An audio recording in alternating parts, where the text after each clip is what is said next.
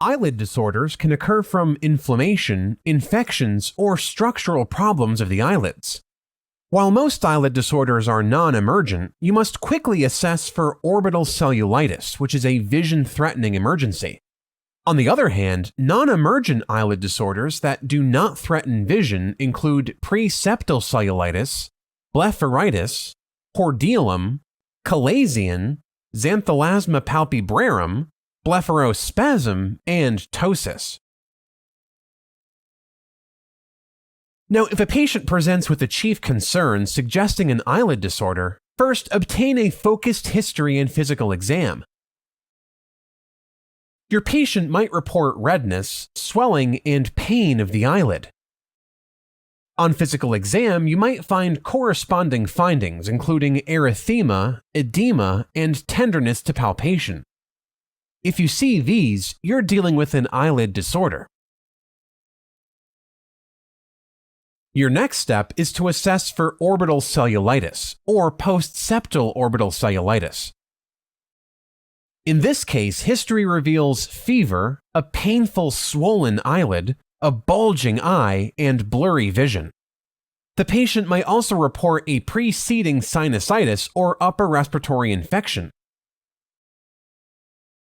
Physical exam reveals an elevated temperature, tenderness of the periorbital region, eyelid edema, violaceous discoloration, decreased visual acuity, and possibly proptosis of the eye. With these findings, suspect orbital cellulitis and obtain labs, including a CBC, and cultures of both the blood and nasal passage or periorbital discharge cultures. Also, order imaging of the sinuses and orbits, either CT or MRI, to look for infection in the postseptal region. Labs will reveal an elevated white blood cell count, while cultures might be positive. Imaging may show sinusitis, intracranial extension of the infection, or a retroorbital abscess.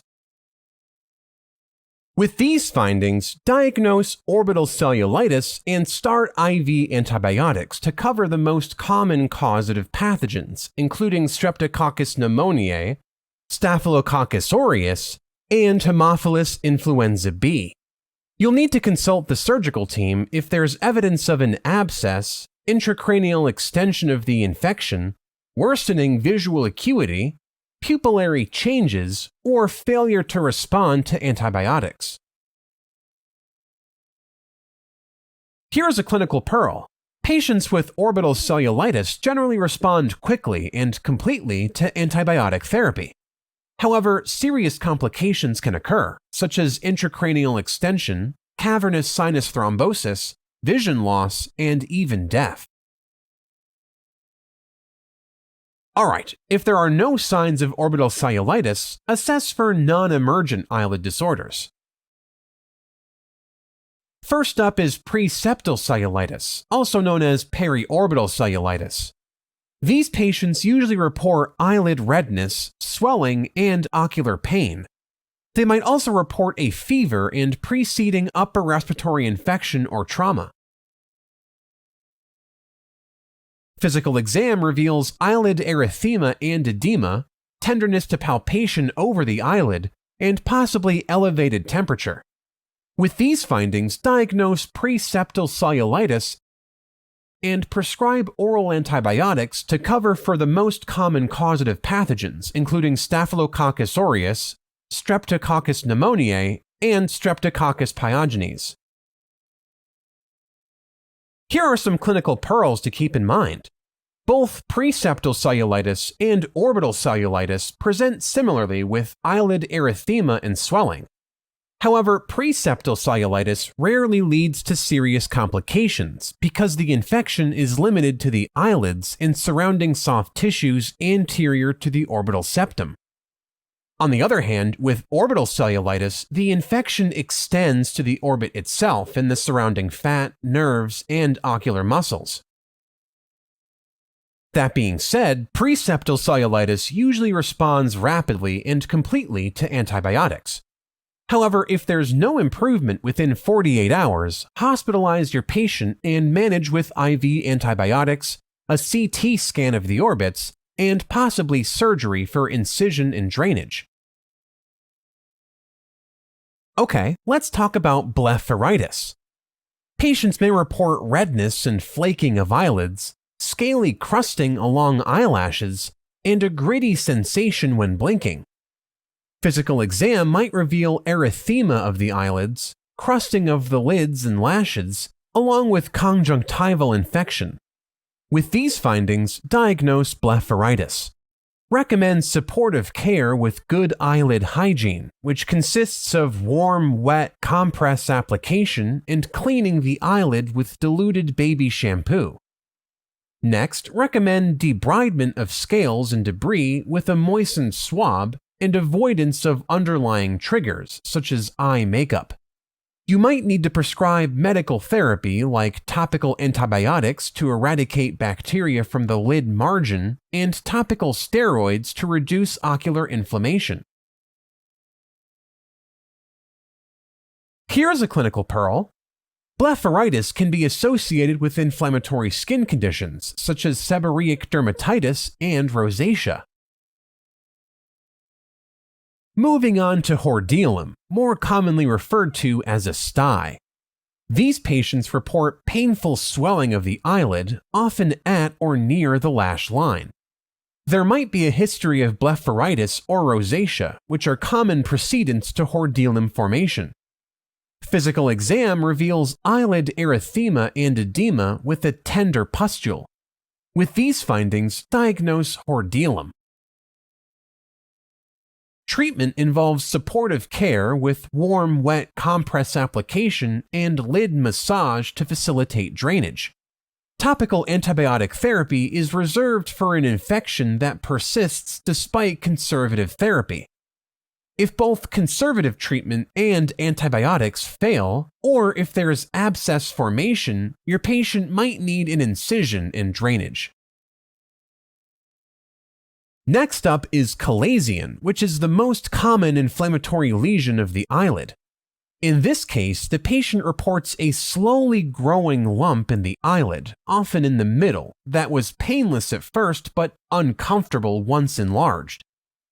Physical exam shows a small, erythematous, swollen area of the eyelid, sometimes accompanied by tenderness depending on size. With these findings, diagnose chalazion. Treat with a warm, wet compress, lid massage, and lid hygiene. If the chalazion doesn't respond to conservative measures, consider surgical excision. Generally, antibiotics aren't indicated unless there's an associated infectious process. Next, let's discuss xanthelasma palpebrarum. These patients report a yellow growth on the eyelid and may have a history of hyperlipidemia or diabetes. Physical exam shows soft yellowish plaques along the medial canthus of the eyelid. If you see these findings, that's xanthelasma palpebrarum, which is a collection of cholesterol-rich material under the skin usually associated with underlying dyslipidemia.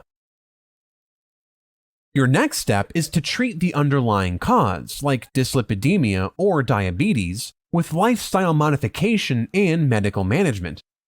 Xanthelasma will not usually resolve on its own. Therefore, if there's a cosmetic concern, your patient might need laser therapy, cautery, or surgical excision. Okay, it's time to talk about blepharospasm. History usually reveals uncontrollable squeezing or twitching of the eyelids, increased blinking, and possibly a precipitating stressful life event. Physical exam may reveal involuntary, repetitive, or sustained contractions of the eyelids, including an inability to open eyes. With these findings, diagnose blepharospasm. Treatment includes intramuscular botulinum toxin injection to the involved muscles to decrease muscle contraction. If symptoms persist, your patient might need a surgical myomectomy. Here's a clinical pearl. If you find unilateral blepharospasm with facial spasms on the same side, order an MRI of the brain to rule out a tumor. Lastly, let's discuss ptosis. These patients typically report a droopy eyelid, decreased visual acuity, and, in some cases, diplopia. They may have an underlying condition associated with ptosis, such as Horner syndrome or myasthenia gravis. When it comes to the physical exam, it reveals ptosis and possibly an upper lid crease or a pupillary defect. If you see these findings, diagnose ptosis. Treat the underlying cause. You can also provide supportive care with upper lid taping or spectacle props, which are eyelid crutches attached to glasses. Keep in mind that congenital ptosis often requires surgical consultation for correction.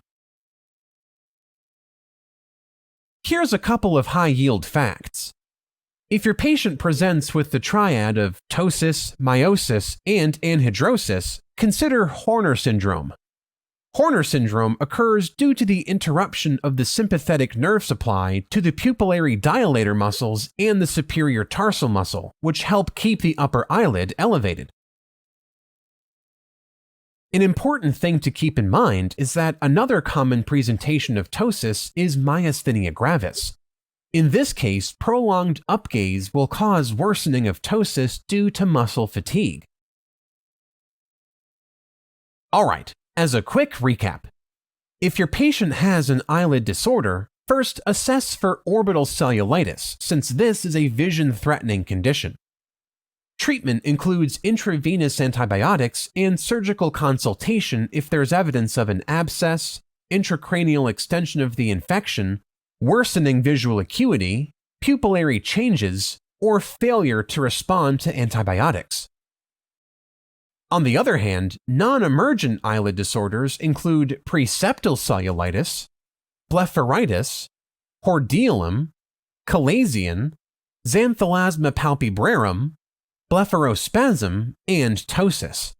Treatment includes a combination of topical and oral antibiotics, surgical excision, and supportive care depending on the underlying cause.